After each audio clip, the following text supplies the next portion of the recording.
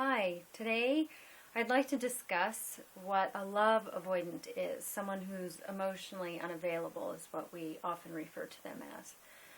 A love addict is very attracted to love avoidance and vice versa because innately they have kind of the same fears without realizing it. The love addict is afraid of being abandoned, and they know that, but they don't realize that they're also afraid of intimacy. So they don't really experience true intimacy. Usually you can tell because they're having frequent, highly intense sexual relationships that lack intimacy, confusing intense sex with intimacy. And then there's the love avoidant who also has a fear of intimacy, and they realize that. Unlike the love addict, they do not realize that they have a fear of being abandoned.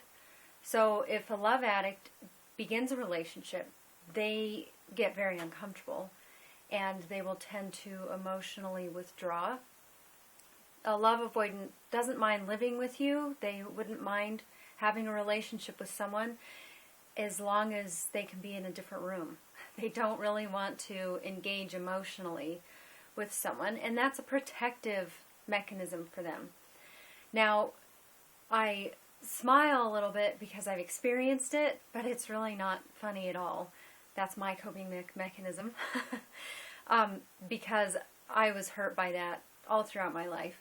And when I realized that I had married someone who was a love avoidant, and then I became habitually attracted to other love avoidants, never really committing to any of them because I could recognize that that wasn't healthy.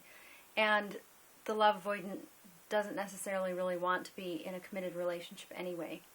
That's because at some point in their childhood, when they were young, their primary caregiver, parent, one or both of them became so emotionally overwhelming. They became really needy. And the child ended up having to switch into a parental role almost as a caregiver for their parent on an emotional level. They may have had a parent that was really needy, or they had a parent who was so overwhelmed with life or living that the child almost felt as though they had to nurture the parent.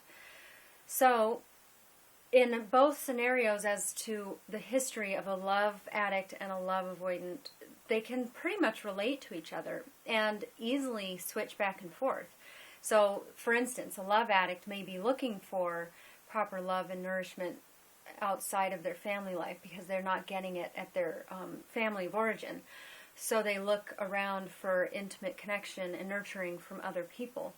And then if they get severely hurt by someone in their life, like maybe as a teenager they fall in love and they're betrayed or hurt by that person, then they can then become a love avoidant in order to continue to protect themselves because they're extremely afraid of going through that pain again or having to experience it, especially if they never really had the opportunity to learn how to nurture themselves and feel safe within themselves. So the love addict and love avoidant really can identify with each other, but it's a constant battle because they're both avoiding something because of fear. They're both staying in, like I talked about in earlier videos, their sympathetic nervous system, their fight, flight, or freeze. So when you're in that reptilian part of your brain, you don't realize that you're not being reasonable or logical. And that person could be really afraid to check in with their body and feel safe in it again. And feel safe to love or experience love or healthy relationships. So instead, they habitually and compulsively go into unhealthy relationship patterns. If a love avoidant is in a relationship, they don't realize they have a fear of abandonment really until they realize they're about to lose somebody. And then they pull out all the stops to keep the person there because they are afraid of being abandoned. But without offering any real intimacy and really exposing who they are and becoming emotionally bonded and connected with that person, at some point there's going to be a reason for them to not stay because there's no real connection. The sex changes over time. A lot of things differ, and if you don't have that deep emotional connection first, then the relationship is going to be toxic, unhealthy, and so on. This is an extremely difficult thing to get through for love avoidance and love addicts. There are people that have had addictions to gambling and sex and drugs and alcohol, and said that getting through these love addictions or love avoidance has been almost as, if not equally, as challenging. So it's something to keep in mind if you know someone who may display any of these signs or symptoms. Recognize that it is a symptom of something greater that's going on, and until they're ready to face that, there's not a whole lot anyone else can do. Seeking therapy, of course, if the situation, how grave and intense it is. Some people have been able to get through it mostly on their own or with coaching. Body work helped me a lot, along with being coached, and just not wanting to... I recognize my own patterns, and I remove myself, but not in such an extreme way that it was the exact opposite, which is just another form of addiction. A lot of addicts that in love or sex, they tend to go one extreme or the other. So in order to, quote-unquote, fix the problem, they will not have a romantic relationship at all or not have any sex to cure whatever is going wrong in their lives, to fix it.